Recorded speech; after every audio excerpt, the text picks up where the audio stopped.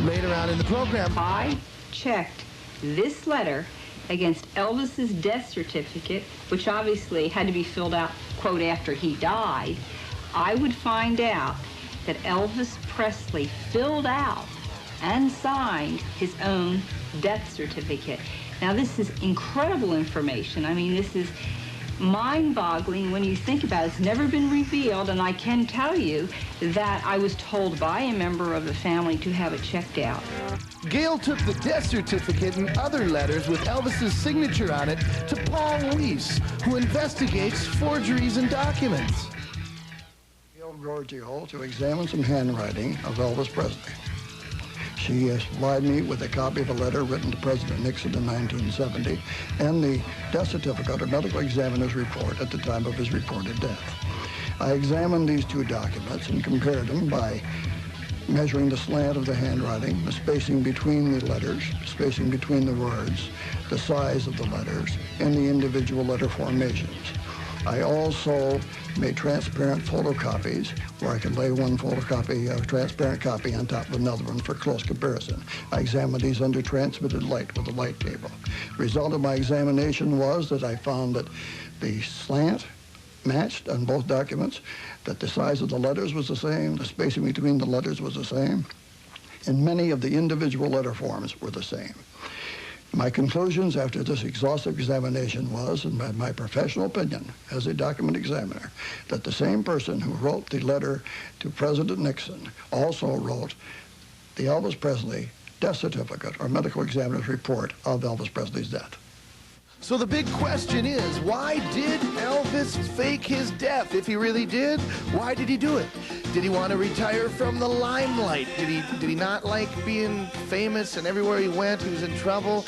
I mean, you know, the guy had a really bad life, I guess, a lonely life, you know, didn't like life too much. He was and everything. So did he retire? We're going to figure that out. We're going to have more interviews of Gail Giorgio and everything else. She works her full-time trying to figure this stuff out.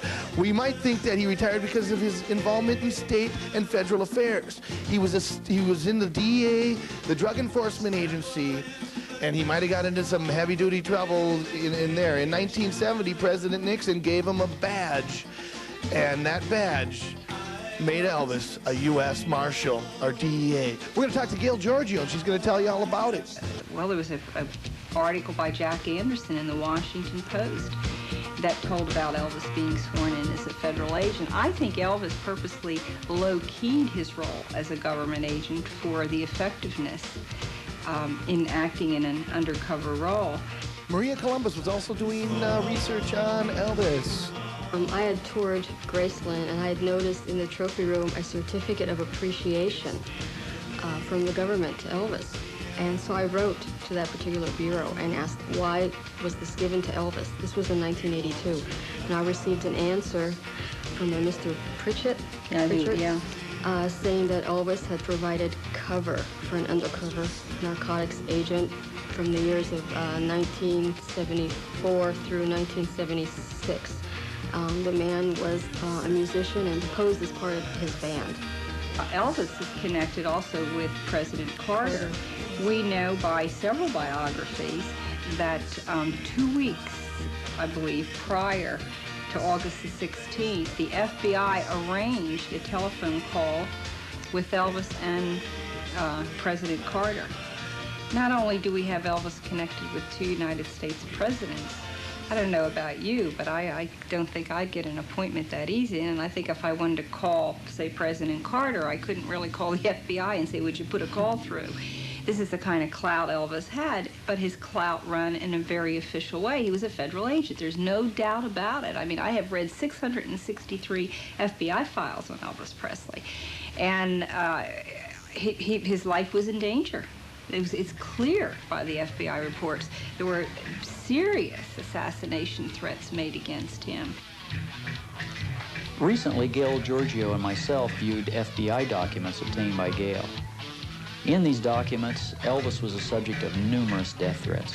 Some of these threats came from well-known underground figures, and it was also common knowledge that an undercover agent traveled as one of Elvis's band members. It's because of this affiliation that Elvis had with government agencies Because of these death threats and the fact that this agent traveled as one of his band members, that lead us to believe that the strong possibility exists he may very well be a part of the witness protection program. But being a member of the law enforcement community myself, this prevents me from ever undermining any efforts of another law enforcement agency. And it also prevents me from telling you the answer to this question, which I know is the truth.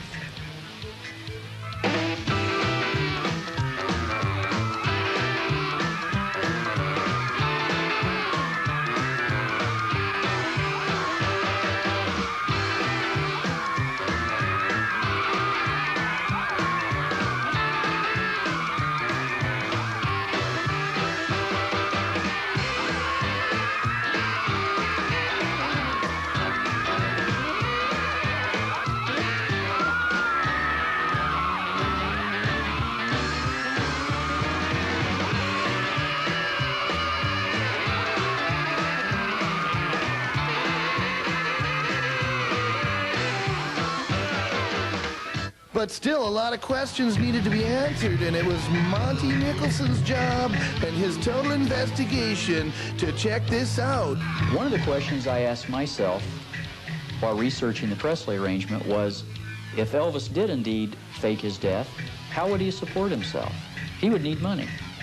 3 facts came to light when I began to research this question.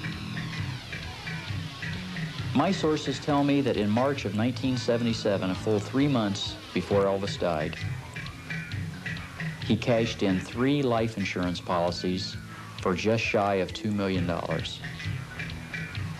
Shortly after his death, fact number 2, there was a checking account, a private checking account, with an excess of $1 million that vanished and has not been explained as yet.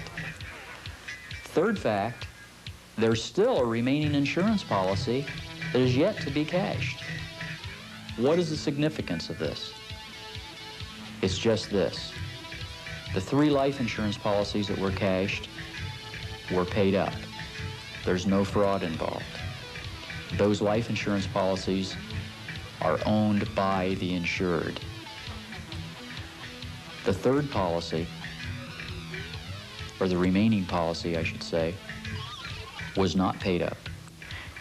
If a surviving heir would cash in that policy and the person who was insured were still alive, that would be insurance fraud. The checking account, I can't explain. It vanished. $1 million vanished. Is Elvis still alive? The feasibility certainly seems to be getting stronger. Gail